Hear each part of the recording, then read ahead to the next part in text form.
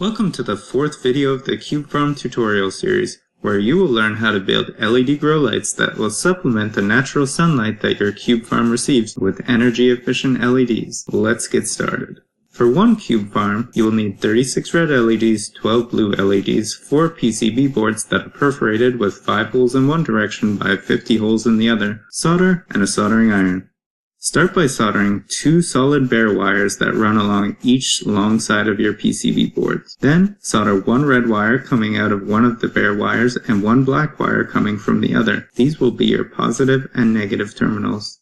Then insert your red LEDs next to each other in 12 groups of 3, evenly distributed among the 4 PCB boards, so that the anode, which can be identified by its short leg or its flat side, is pointing towards the negative terminal. Solder the pins to the PCB board neatly by connecting the anode pins to the negative terminal and the cathode or positive pins of each grouping together.